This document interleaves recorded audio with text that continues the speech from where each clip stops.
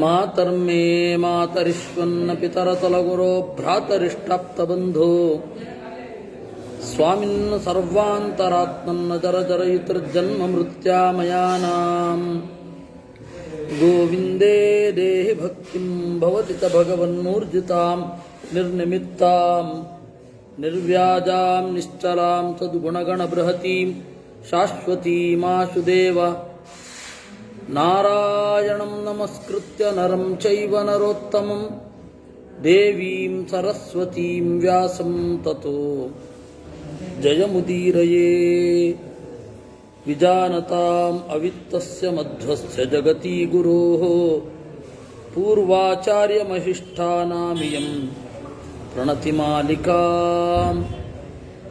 ಪೂರ್ಣಜ್ಞಾನಾಯ ವಿದ್ಮಹೇ ಪೂರ್ಣಾನಂದಾಯ ಧೀಮಹಿ ತನ್ನೋ ವ್ಯಾಸ ಪ್ರಚೋದಯಾತ್.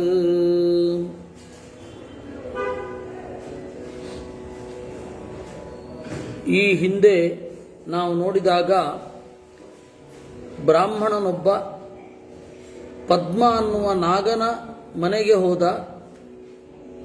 ನಾಗ ಇರಲಿಲ್ಲ ಅಲ್ಲಿ. ಸೂರ್ಯನ ಸೇವೆ ಮಾಡಲಿಕ್ಕೆ ಅಂತ ನಾಗ ಹೋಗಿದ್ದ. ಆಗ ಆ ನಾಗ ಬರೋ ತನಕ ನಾನು ಕಾಯ್ತೇನೆ. ಇದೊಂದು ರೀತಿ ಯಮ ಹಾಗೂ ನಚಿಕೇತರ ಕಥೆ ಇದ್ದ ಹಾಗೇ ಇದೆ. ಯಮ ಹೋಗಿದ್ದಾನೆ ಅಂತ ಅವನು 3 ದಿವಸ ಕಾದ ಅಂತ. ಅದು ಸೂಕ್ಷ್ಮ ಪ್ರಪಂಚದಲ್ಲಿ ನಡೆದ ಘಟನೆ. ಸೂಕ್ಷ್ಮ ಪ್ರಪಂಚದಲ್ಲಿ ನಡೆದ ಘಟನೆ. ಇದು ಹಾಗಲ್ಲ, ಸ್ಥೂಲ ಪ್ರಪಂಚದಲ್ಲಿಯೇ ನಡೆದ ಘಟನೆ. ಆ ಸ್ಥೂಲ ಪ್ರಪಂಚದಲ್ಲಿ ನಡೆದ ಘಟನೆ ಏನಿದೆ ಅದನ್ನ ಇಟ್ಟುಕೊಂಡು ನಾವು ನೋಡಬೇಕು. ಬ್ರಾಹ್ಮಣ ಕಾದ, ನಾಗ ಬರೋವರೆಗೂ ನಾನು ಕಾಯ್ತೇನೆ. ಅವನು 7-8 ದಿವಸ ಆಯಿತು. ಅಲ್ಲಿ ತನಕ ಈ ಬ್ರಾಹ್ಮಣ ಉಪವಾಸ ಕೂತಿತ್ತು. ನಾಗನ ಸಂಬಂಧಿಕರೆಲ್ಲ ಬಂದು ಕೇಳಿಕೊಂಡ್ರು, ದಯವಿಟ್ಟು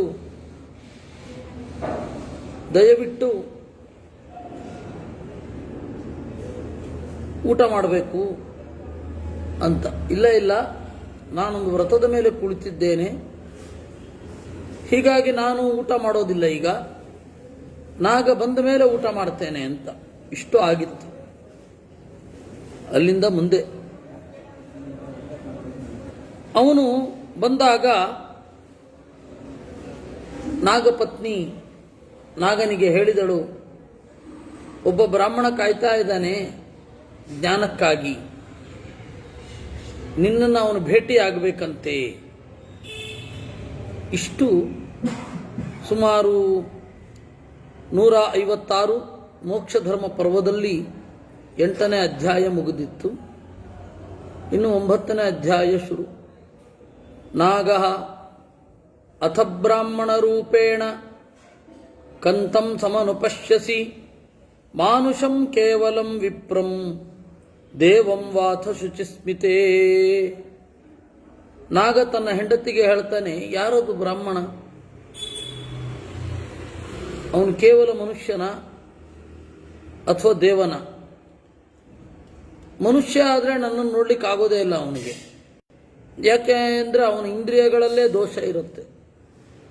ಗೋಹಿಮಾಂ ಮಾನುಷ ಶಕ್ತೋ ದ್ರಷ್ಟು ಕಾಮೋ ಯಶಸ್ವಿನಿ ಸಂದರ್ಶನ ರುಚಿರ ವಾಕ್ಯಂ ಆಜ್ಞಾಪೂರ್ವಂ ವದಿಷ್ಯತಿ. ಮನುಷ್ಯ ಒಬ್ಬ ನನ್ನನ್ನು ನೋಡ್ಲಿಕ್ಕಾಗಲ್ಲ ಒಂದು. ಎರಡನೆಯದ್ದು, ಅವನು ಸಾಧಾರಣ ಮನುಷ್ಯ ಆದರೆ ಅವನಿಗೇನ್ರಿ ಧೈರ್ಯ, ನನಗೆ ಆಜ್ಞೆ ಮಾಡ್ತಾನೆ. ಒಬ್ಬ ಮನುಷ್ಯನಲ್ಲದ, ಮನುಷ್ಯನಿಗಿಂತ ಎತ್ತರ ಇರುವ ಒಬ್ಬ ನಾಗ ದೇವಜಾತಿ ನಾನು, ನನಗೆ ಆಜ್ಞೆ ಮಾಡ್ತಾನೆ. ಸುರಾಸುರಗಣಾನಾಂಚ ದೇವರ್ಷೀಣಾಂಚ ಭಾಮಿನಿ ನನು ನಾಗಾ ಮಹಾವೀರ್ಯಾ ಸೌರಸೇಯಾಸ್ತರಸ್ವಿನಃ. ದೇವತೆಗಳಿಗೆ, ಅಸುರರಿಗೆ, ದೇವರ್ಷಿಗಳಿಗೆ ಎಲ್ಲರಿಗೂ ಕೂಡ ಈ ಸುರಸೆಯ ಮಕ್ಕಳು ಅಂದರೆ ಒಂದು ಗಣನೆ ಇರುತ್ತೆ. ಅವರು ನಮ್ಮನ್ನು ಹೇಗೋ ಆಜ್ಞೆ ಮಾಡಲ್ಲ. ಇದ್ಯಾರಿದು ಬ್ರಾಹ್ಮಣ ಒಂಟಿಯಾಗಿ ಬಂದು ನನ್ನನ್ನು ಕಾಣಬೇಕು ಅಂತ ಇದ್ದಾನೆ. ವಂದನೀಯಾಶ್ಚ ವರದಾ ವಯಮಪ್ಯನಪಾಯಿನಃ ಮಾನುಷಾಣಾಂ ವಿಶೇಷೇಣ ಧನಾಧ್ಯಕ್ಷ ಇತಿ ಶ್ರುತಿ. ಮನುಷ್ಯರು ನಮ್ಮನ್ನು ಗೌರವಿಸುತ್ತಾರೆ. ಮನುಷ್ಯರ ಹಣವನ್ನು ನಾವು ಕಾಯ್ತೇವೆ ಅಂತ ಜನರೆಲ್ಲ ಅಂದ್ಕೊಂಡಿರ್ತಾರೆ. ಅವರು ನಮ್ಮನ್ನು ಪ್ರಾರ್ಥನೆ ಮಾಡಿದಾಗ ನಾವು ಕಾಯೋದು ಉಂಟು. ನಾಗೀ ಆರ್ಜವೇನಾಭಿಜಾನಾಮಿ ನಾಸೌ ದೇವೋ ನಿಲಾಚನ ಏಕಂತ್ವಸ್ಯ ವಿಜಾನಾಮಿ ಭಕ್ತಿಮಾನ್ನ ಚರೋಚಣ. ಅದಕ್ಕೆ ಅವಳು ಹೇಳಿದ್ಲು, ಅನಿಲಾಶನ, ಗಾಳಿಯನ್ನ ಉಣ್ಣುವವನೇ. ಈ ಅನಿಲಾಶನವನ್ನು ವಾದಿರಾಜರು ಬಹಳ ಸೊಗಸಾಗಿ ಅನುವಾದ ಮಾಡಿದ್ದಾರೆ. ಎಲರುಣಿ ಅಂತ. ಉಣಿ ಅಂತಂದ್ರೆ ಉಣಿಸು. ಅಲರು ಅಥವಾ ಎಲರು ಗಾಳಿ. ಅಲರುಣಿ ಅಥವಾ ಎಲರುಣಿ ಅಂದ್ರೆ ಅನಿಲಾಚನ ಅಂತ. ಗಾಳಿಯನ್ನು ಉಣ್ಣುವವ. ಅನಿಲಾಶನ, ಓ ಗಾಳಿಯನ್ನು ಉಣ್ಣುವವನೇ. ಆರ್ಜವೇನ ಅಭಿಜಾನಾಮಿ, ನಾನು ಅರ್ಥ ಮಾಡಿಕೊಳ್ತಾ ಇದ್ದೇನೆ.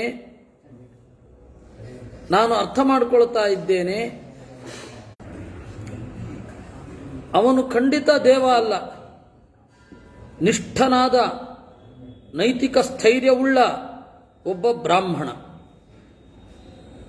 ಅವನಿಗೆ ಭಕ್ತಿ ಇದೆ, ನಿನ್ನ ಮೇಲೆ ಸಿಟ್ಟಿಲ್ಲ, ಯಾವುದೋ ಅಹಂಕಾರ ಅಂತೂ ಇಲ್ಲವೇ ಇಲ್ಲ.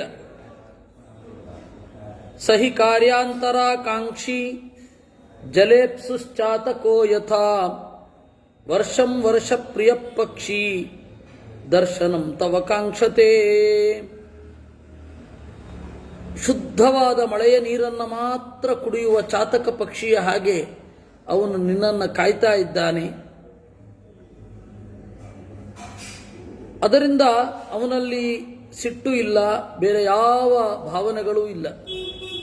ನಹಿತ್ವಾ ದೈವತಂ ದ್ರಷ್ಟುಮರ್ಹಸಿ ಆಶಾಚ್ಛೇದೇ ನ ತಸ್ಯಾರ್ಯ ನಾತ್ಮಾನಂ ದಗ್ಧುಮರ್ಹಸಿ. ನಿನಗೆ ಯಾವ ತರಹದ ಅಡ್ಡಿಯನ್ನು ಅವನು ಉಂಟು ಮಾಡೋದಿಲ್ಲ. ಅವನು ಒಳ್ಳೆಯ ಕಾರ್ಯಕ್ಕಾಗಿ ಬಂದಿದ್ದಾನೆ. ಅವನ ಆ ಧೈರ್ಯ ನಮಗೆ ಅರ್ಥ ಆಗ್ತಾ ಇದೆ. ಅವನ ಕಾಳಜಿ ಏನನ್ನೋ ಪದಂ ತ್ಯಕ್ತ್ವಾ ತ್ವಮೇನಂ ದ್ರಷ್ಟುಮರ್ಹಸಿ. ಅದರಿಂದ ಓ ನಾಗನೇ, ಪದ್ಮನೇ, ನಾವು ಹಾವುಗಳು, ನಮಗೆ ಸಿಟ್ಟು ಅತ್ಯಂತ ಸಹಜ. ಹೀಗಾಗಿ ನಾಗಗಳಿಗೆ ಸಹಜವಾದ ಸಿಟ್ಟನ್ನು ತೊರೆ, ಅದು ನಮ್ಮ ದೋಷ. ಕೆಲವೊಂದು ಆಸೆಗಳು ಪ್ರಾಮಾಣಿಕ, ಅದನ್ನು ನಾವು ಈಡೇರಿಸಬೇಕು. ಹಾಗೆ ಅವನು ಪ್ರಾಮಾಣಿಕ, ಅವನು ತಪ್ಪುವಂತೆ ಆಗಬಾರದು.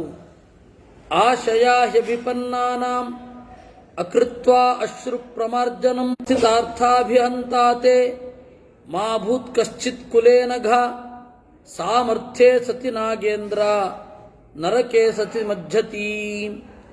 ಯೋಗ್ಯವಾದ ಪ್ರಾರ್ಥನೆ ಆಗಿದ್ರೆ ಅದನ್ನು ಈಡೇರಿಸಲೇಬೇಕು. ಸಾಮರ್ಥ್ಯ ಇದ್ದಾಗಲಂತೂ ಈಡೇರಿಸಲೇಬೇಕು. ಸಾಮರ್ಥ್ಯ ಇದ್ದೂ ಕೂಡ ಈಡೇರಿಸದಿದ್ದರೆ ನರಕೆ ಪ್ರತಿಹನ್ಯತೆ, ನರಕ ಉಂಟ. ಮೌನೇನ ಆಜ್ಞಾ ಫಲಾವಾಪ್ತಿ. ಮೌನವಾಗಿ ಬದುಕಿದರೆ, ಮೌನವಾದ ವ್ರತವನ್ನು ಮಾಡಿದರೆ ನಮ್ಮ ಆಜ್ಞೆ ಅಪ್ರತಿಹತ ಆಗುತ್ತೆ. ನಮ್ಮ ಮಾತಿನಲ್ಲಿ ಒಂದು ಶಕ್ತಿ ಇರುತ್ತೆ. ದಾನ ಮಾಡ್ತಾ ಇದ್ರೆ ಕೀರ್ತಿ ಬರುತ್ತೆ. ಸತ್ಯವಾದದ್ದನ್ನು ನೋಡಿದ್ರೆ ವಾಗ್ಮಿತ್ವ ಬರುತ್ತೆ. ಭೂಮಿಯನ್ನು ಕೊಟ್ಟರೆ ಭೂಮಿ ಸಿಗತ್ತೆ. ನಷ್ಟಸ್ಯಾರ್ಥಸ್ಯ ಸಂಪ್ರಾಪ್ತಿಂ ಕೃತ್ವಾ ಲಾಭಮುಪಾಶ್ನುತೆ, ಬೇರೊಬ್ಬರು ಕಳೆದದ್ದನ್ನು ಅದರಿಂದಾಗಿ ಯೋಗ್ಯವಾದ ಬಯಕೆಯನ್ನು ಈಡೇರಿಸಿದರೆ ನರಕಕ್ಕೆ ಹೋಗೋದಿಲ್ಲ. ಈ ಲೋಕದಲ್ಲಿಯೂ ಆ ಲೋಕದಲ್ಲಿಯೂ ಒಳ್ಳೆಯ ಫಲ ಸಿಗತ್ತೆ ಅಂತ ಹಿರಿಯರು ಹೇಳ್ತಾರೆ. ಪದ್ಮಃ ಅಭಿಮಾನೇನ ಮಾನೋ ಮೇ ದೇವ ಪ್ರತಾಪವಾನ್ ತಥಾ ಶಕ್ರ ಪ್ರತಿಸ್ಪರ್ಧಿ ಹತೋ ರಾಮೇಣ ಸಂಯುಗೇ. ನಾನು ನನ್ನ ಕುಲದ ಮೇಲಿನ ಅಭಿಮಾನದಿಂದ ಈ ರೀತಿ ಸಿಟ್ಟು ಬಂದದ್ದು ಜ್ಞಾತಿ ದೋಷ, ಜೆನೆಟಿಕಲ್ ಪ್ರಾಬ್ಲಮ್. ಬೇರೆಯವರು ನಮ್ಮ ಬಗ್ಗೆ ಸಂತೋಷವನ್ನು ಹೊಂದೋದಿಲ್ಲ, ಅದರಿಂದಾಗಿ ರೋಷ ಅನ್ನೋದನ್ನು ಮಾಡಬಾರದು. ಆದ್ರೇನು ಮಾಡೋದು? ಜೆನೆಟಿಕಲ್ ಡಿಫೆಕ್ಟಿನಿಂದ ನನಗೆ ರೋಷ ಉಂಟಾಗಿದೆ, ಉತ್ಕಟವಾದ ರೋಷ. ರಾಮೇಣ ಸಂಯುಗೇ, ವಿಪರೀತ ಸಿಟ್ಟು ಹೊಂದಿದ್ದರಿಂದ ರಾವಣ ಸತ್ತದ್ದು ರಾಮನಿಂದ. ಮತ್ತೆ ಯಾವತ್ತೂ ಪ್ರತಿಸ್ಪರ್ಧೆ ಇರಬಾರದು. ಅವನಿಗೆ ಇಂದ್ರನಲ್ಲಿ ಪ್ರತಿಸ್ಪರ್ಧೆ. ಇಂದ್ರನಿಗೆ ಹೇಗೆ ಬಹಳ ಹೆಣ್ಣುಗಳಿದೆಯೋ ಹಾಗೆ ನನಗೂ ಬಹಳ ಹೆಣ್ಣಿರಬೇಕು ಅಂತ.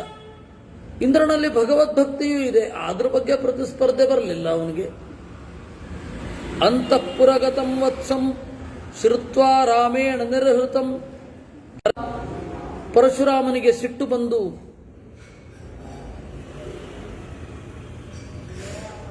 ಕಾರ್ತವೀರ್ಯನ ಮಕ್ಕಳನ್ನು ಕೊಂದದ್ದು.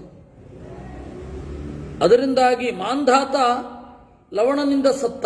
ಯಾಕೆ ಅಂದರೆ ಸಿಟ್ಟು. ನಿಗೃಹೀತೋ ಮಯಾ ರೋಚಃ ಶ್ರುತ್ವೈವ ವಚನಂ ತವ ಆತ್ಮಾನಂಚ ವಿಶೇಷೇಣ ಪ್ರಶಂಸಾಮಿ ಅನಪಾಯಿನೀ. ನೀನು ರೋಷವನ್ನು ನಿಗ್ರಹಿಸಿದ್ದಿ, ನನಗೂ ಬುದ್ಧಿವಾದ ಹೇಳಿದಿ. ಈ ಬುದ್ಧಿವಾದವನ್ನು ಪ್ರಾಮಾಣಿಕವಾಗಿ ತಗೊಳ್ತೇನೆ, ಅದು ಬಹಳ ಮುಖ್ಯ. ಯಾಕೆ ಅಂದರೆ ಕೇಳಿದ್ರೆ ನಮ್ಮಪ್ಪ ಇನ್ನೂ ಬೈತಾ ಇದ್ರು, ನಾನು ಬೈತಾ ಇರೋದು ಎಷ್ಟೋ ಕಡಿಮೆ ಅಂತ. ಅಯ್ಯೋ ರಾಮ, ಇದರಲ್ಲೆಲ್ಲ ಪರೇಡ್ ಇರೋದೆ ಅಲ್ಲ. ನನ್ನ ಕುಲದವರು ಉತ್ಕಟವಾದ ಸಿಟ್ಟನ್ನು ಹೊಂದಿದ್ದಾರೆ, ಜೆನೆಟಿಕಲ್ ಪ್ರಾಬ್ಲಮ್ ನನಗೂ ಬಂದಿದೆ, ನಾನು ಆ ಸಿಟ್ಟನ್ನು ಬಿಡಬೇಕು ಅಂತ ಅನ್ಕೊಂಡ ಇವನು. ಅದಲ್ವಾ, ಅದನ್ನು ನಾನು ಬಿಟ್ಕೊಳ್ಳಲ್ಲ ಒಳಗಡೆ ಅಂತ ಅನ್ಬೇಕಾ.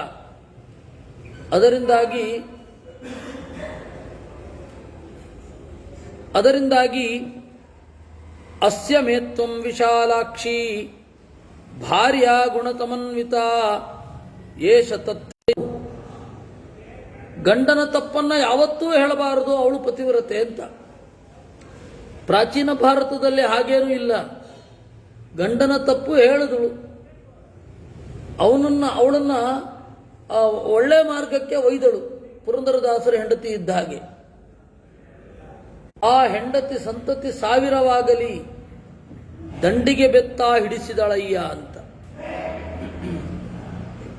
ಹೆಂಡತಿ ಪ್ರಾಣ ಹಿಂಡುತಿ ಅಂತ ಬರೆದ ಪುರಂದರದಾಸರೇ ಈ ಹಾಡನ್ನು ಬರೆದಿದ್ದಾರೆ.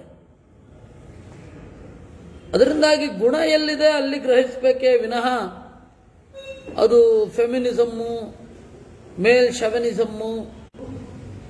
ಒಳ್ಳೆಯದಾಯಿತು, ನೀನು ತಿದ್ದಿದ್ದು ಒಳ್ಳೆಯದಾಯಿತು. ತಿದ್ದಿದ್ರಿಂದ ಆ ತಿದ್ದುವಿಕೆಯನ್ನು ನಾನು ಮನಸಾರ ಸ್ವೀಕರಿಸ್ತೇನೆ ಅಂತ ಹೇಳ್ತಾನವನು. ನಾನು ಗಂಡಸು, ನೀನು ಹೇಳಿದ ಹಾಗೆ ನಾನೇ ಕೇಳಬೇಕು ಅಂತ ಅನ್ನಲಿಲ್ಲ. ಪ್ರಾಚೀನ ಭಾರತದಲ್ಲಿ ಗುಣಕ್ಕೆ ತಕ್ಕ ಬೆಲೆಯೇ ವಿನಃ ಲಿಂಗ ಅಲ್ಲ.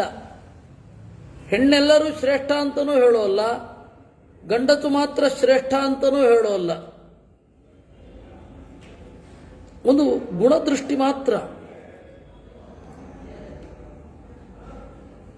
ಆದರೆ ಇವತ್ತು ಈ ಎಚ್ಚರವೇ ಇಲ್ಲ ನಮಗೆ. ಇವತ್ತು ಎಚ್ಚರವೇ ಇಲ್ಲ. ಹೆಣ್ಣು ಮಕ್ಕಳು ಅವರು ತಂದೆಯಿಂದಲೋ ಅಥವಾ ಇನ್ಯಾರಿಂದಲೋ ಸಂಕಟಕ್ಕೊಳಗಾಗಿರ್ತಾರೆ. ಅವನಿಗೆ ಜಗತ್ತಿನ ಎಲ್ಲ ಹೆಣ್ಣು ಮಕ್ಕಳ ಮೇಲೆ ದ್ವೇಷ. ಎರಡೂ ಅಸಂಗತ. ಗುಣ ಎಲ್ಲಿದೆ ಅದನ್ನು ಒಪ್ಪಿಕೊಳ್ಳೋದು ಅಷ್ಟೇ. ಪ್ರಾಚೀನ ಭಾರತದಲ್ಲಿ ಗುಣಾಪೂಜಾಸ್ಥಾನಂ ಗುಣಿಷು ನಚ ಲಿಂಗಂ ನಚ ವಯಃ. ಗುಣ ಎಲ್ಲಿದೆ ಅಲ್ಲಿ ಬೆಲೆ. ಅದರಿಂದ ಅನಸಾಧ್ಯಾಯನ್ ಕಾರ್ಯವಕ್ತಾ ವಿಚಿಂತಯನ್. ಆಮೇಲೆ ಪನ್ನಗಪತಿ, ಆ ನಾಗರಾಜ ಪದ್ಮ ಬ್ರಾಹ್ಮಣ ಇದ್ದಲ್ಲಿಗೆ ಹೋದ. ಅಲ್ಲಿಗೆ ಹೋದಾಗ ಆ ಬ್ರಾಹ್ಮಣನನ್ನು ನೋಡಿ ನುಡಿದ, ಭೋ ಭೋ ಸೌಮ್ಯಾಭಿಭಾಷೆ ತ್ವಾಂ ನರೋಷಂ ಕರ್ತುಮರ್ಹಸಿ ಇಹ ತ್ವಮಸಿ ಸಂಪ್ರಾಪ್ತಃ ಕಸ್ಯಾರ್ಥೇ ಕಿಂ ಪ್ರಯೋಜನಂ. ಓ ಚಲುವನೇ, ಸೋಮಯಾಗಕ್ಕೆ ಅರ್ಹನೇ, ಯಾಕಾಗಿ ಬಂದಿದ್ದಿ? ಆಭಿಮುಖ್ಯಾದಭಿಕ್ರಮ್ಯ ಸ್ನೇಹಾತ್ ಪೃಚ್ಛಾಮಿ ತೇ ದ್ವಿಜ ವಿವಿಕ್ತೆ ಗೋಮತೀ ತೀರೆ ಕಂ ವಾ ತ್ವಂ ಪರ್ಯುಪಾಸಸೆ. ಇಲ್ಲಿಗೆ ಬಂದಿರೋದ್ರಿಂದ ಸ್ನೇಹದಿಂದ ಕೇಳ್ತಾ ಇದ್ದೇನೆ, ಯಾಕಾಗಿ ಇಲ್ಲಿ ಬಂದಿದ್ದಿ? ಬ್ರಾಹ್ಮಣ ಧರ್ಮಾರಣ್ಯಂ ಹಿ ಮಾಂ ವಿದ್ಧಿ ನಾಗಂ ಈ ಬ್ರಾಹ್ಮಣನ ಹೆಸರು ಧರ್ಮಾರಣ್ಯ. ಆ ಧರ್ಮಾರಣ್ಯ ಅನ್ನುವ ಬ್ರಾಹ್ಮಣ ಪದ್ಮನಾಭ ಅಂತನ್ನುವ ನಾಗ. ನಾನು ಧರ್ಮಾರಣ್ಯ ಅನ್ನುವ ಹೆಸರು ನನ್ನದು, ಪದ್ಮನಾಭ ಅನ್ನುವ ನಾಗನನ್ನು ನೋಡ್ಲಿಕ್ಕೆ ಬಂದಿದ್ದೇನೆ. ತಸ್ಯ ಚೇಹನ ಸಾನ್ನಿಧ್ಯಂ ಶ್ರುತವಾನಸ್ಮಿತಂ ಗತಂ ಆಯಾಂತಂ ಸಂಪ್ರತೀಕ್ಷಾಮಿ ಪರ್ಜನ್ಯಮಿವ ಕರ್ಷಕಃ ತಯಾಮ್ಯಮೃತಂ ಬ್ರಹ್ಮ ಯೋಗಯುಕ್ತೋ ನಿರಾಮಯಃ. ಅವನಿಗೆ ಕಾಯ್ತಾ ಇರೋದು ಯಾಕೆ ಅಂದರೆ ಅವನಿಗೆ ಆಗುವ ಒಂದು ಕೆಲಸ, ಅದು ಅವನಿಂದ ಮಾತ್ರ ಆಗುವ ಕೆಲಸ, ಅದಕ್ಕೆ ಆರಾಮವಾಗಿ ಕಾಯ್ತಾ ಇದ್ದೇನೆ ಅಂದ. ನಾಗಃ ಅಹೋ ಕಲ್ಯಾಣ ವೃತ್ತಸ್ತ್ವಂ ಸಾಧು ಸಜ್ಜನವತ್ಸಲ ತಮದ್ಯತ್ವಂ ಮಹಾಭಾಗ ಆಜ್ಞಾಪಯ ಯಥಾ ಸ್ವೈರಂ ಕಿಂಕರೋಮಿ ಪ್ರಿಯಂ ತವಾ. ನೀನು ಹುಡುಕ್ತಾ ಇರುವ ಪದ್ಮ ಅನ್ನುವ ನಾಗ ಬೇರೆ ಯಾರೂ ಅಲ್ಲ, ನಾನೇ. ಹೇಳು, ಏನಾಗಬೇಕು? ಭವಂತಂ ಸ್ವಜನಾದಸ್ಮಿ ಸಂಪ್ರಾಪ್ತಂ ಶ್ರುತವಾನಿಹ ತತಸ್ತ್ವಾಂ ಸ್ವಯಮೇವಾಹಂ ದ್ರಷ್ಟುಮಭ್ಯಾಗತೋ ದ್ವಿಜಾತಃ ಯಸ್ತ್ವಮಾತ್ಮಹಿತಂ ತ್ಯಕ್ತ್ವಾ ಮಾಮೇ ವೇಹ ಅನುರುಂಧತೆ. ನಿನ್ನ ಗುಣದಿಂದ ನಾವೆಲ್ಲ ಮಾರು ಹೋಗಿದ್ದೇವೆ. ಯಸ್ತ್ವಂ ಆತ್ಮಹಿತಂ ತ್ಯಕ್ತ್ವಾ, ನಿನಗೆ ಹಿತವಾದದ್ದು ಯಾವುದಿದೆ ಅದನ್ನೇ ಬಿಟ್ಟು ಇಲ್ಲಿ ಬಂದಿದ್ದೀಯ. ಮಾರ್ಗತೇತ್ನ ಸಮಾಗಮಂ ವಾಸಾರ್ಥಿನ ಕೃತಾತ್ಮಾನಂ ಚಲಚಿತ್ತಮುಪಾಸತೆ. ಆಗ ಬ್ರಾಹ್ಮಣ ಹೇಳಿದ, ಧರ್ಮಾರಣ್ಯ, ನಾನು ನಿನ್ನನ್ನು ನೋಡಲಿಕ್ಕೆ ಬಂದಿದ್ದೇನೆ. ಯಾಕೆ ಗೊತ್ತಾ? ಏನೋ ಒಂದು ವಿಷಯವನ್ನು ತಿಳಿಬೇಕು. ಧರ್ಮದ ವಿಷಯವನ್ನು ಒಬ್ಬ ಅಂತರ್ಯಾಮಿ ಇದ್ದಾನೆ. ಆ ಅಂತರ್ಯಾಮಿಯನ್ನ ತಿಳ್ಕೊಳ್ಬೇಕು, ಹುಡುಕ್ತಾ ಇದ್ದೇನೆ ನಾನು. ಆದರೆ ನನಗೆ ಚಲಚಿತ್ತಂ, ನನ್ನ ಮನಸ್ಸು ನಿರಂತರವಾಗಿ ಚಂಚಲಗೊಳ್ಳಬೇಕು ಅಂತ ಬಂದಿದ್ದೇನೆ. ನನ್ನ ಮನಸ್ಸು ನಿರಂತರವಾಗಿ ಧ್ಯಾನದಲ್ಲಿ ತೊಡಗದೆ ಏಗುತ್ತಾ ಇದೆ. ಪ್ರಕಾಶಿತಸ್ತ್ವಂ ಸ್ವಗುಣೈಃ ಯಶೋ ಮಾರ್ಗಗಭಸ್ತಿಭಿಃ ಶಶಾಂಕಕರ ಸಂಸ್ಪರ್ಶೈಃ ಹೃದಯೈರಾತ್ಮ ಪ್ರಕಾಶಿಭಿಃ. ನೀ ಪ್ರಶ್ನೆ ಆಮೇಲೆ ಕೇಳ್ತೀನಿ. ನನಗೆ ಒಂದು ಆಶ್ಚರ್ಯ ಉಂಟಾಗ್ತಾ ಇದೆ, ಅದನ್ನು ಕೇಳ್ತೇನೆ. ನೀನು ಅದಕ್ಕೆ ಉತ್ತರ ಕೊಟ್ಟ ಮೇಲೆ ನಾನು ಬಂದ ಕಾರಣವನ್ನು ಹೇಳ್ತೇನೆ ಎಂದ. ಅನ್ನುವಲ್ಲಿಗೆ ಮೋಕ್ಷ ಧರ್ಮ ಪರ್ವದಲ್ಲಿ 10ನೆಯ ಅಧ್ಯಾಯ. ಬ್ರಾಹ್ಮಣ ವಿವಸ್ವತೋ ಗಚ್ಚತ ಪರ್ಯಯೇಣ ಓಡುಂಭವಾನ್ಸ್ತಂ ರಥಮೇಕ ಚಕ್ರಂ ಆಶ್ಚರ್ಯಭೂತಂ ಯದಿ ತತ್ರ ಕಿಂಚಿತ್ ದೃಷ್ಟಂ ತ್ವಯಾ ಶಂಸಿತುಮರ್ಹಸಿ ತ್ವಂ. ಓ ನಾಗನೇ, ನೀನು ಸೂರ್ಯನ ರಥದ ಹೊರುವವರಲ್ಲಿ ಒಬ್ಬ. ಸೂರ್ಯನ ರಥವನ್ನು ಏಕಚಕ್ರ ಅಂತ ಕರೀತಾರೆ. ಒಂದೇ ಚಕ್ರ ಅಂದರೆ ಒಂದು ವರ್ಷ. ಆ ವರ್ಷದ ಕಾಲಪ್ರವರ್ತಕರಲ್ಲಿ ನೀನು ಒಬ್ಬ. ನೀನು ಕಾಲವನ್ನು ಸರ್ವೇ ತ್ರೈಲೋಕ್ಯ ಸಮ್ಮತಾ, ಹೀಗೆ ಅತ್ಯಂತ ಆಶ್ಚರ್ಯವನ್ನ ನೀನು ಹೇಳಬೇಕು. ನೀನು ಯಾವ ಆಶ್ಚರ್ಯವನ್ನು ಕಂಡಿದ್ದಿ? ನೀನು ಕಾಲ ನಿಯಾಮಕ, ಆಕಾಶದಲ್ಲೇ ಓಡಾಡ್ತಾ ಇದ್ದಿ. ನಾವು ಕಾಣದ ಆಶ್ಚರ್ಯ ಎಲ್ಲ ನಿನಗೆ ಕಾಣುತ್ತೆ, ನೀನು ಹೇಳಬೇಕು ಅಂದ. ಆಗ ಕಾಲ ನಿಯಾಮಕನಾದ ಆ ನಾಗ ಬಹಳ ಡಿಸ್ಟರ್ಬೆನ್ಸ್ ಇದೆ. ವಿಷಯ ಬಹಳ ಒಳ್ಳೆಯದು. ಅದರಿಂದಾಗಿ ನಾನು ಇಲ್ಲಿಗೆ ನಿಲ್ಲಿಸ್ತೇನೆ. ಅರ್ಧ ಗಂಟೆ ಮಾತ್ರ ಮಾಡಿ ನಿಲ್ಲಿಸ್ತೇನೆ.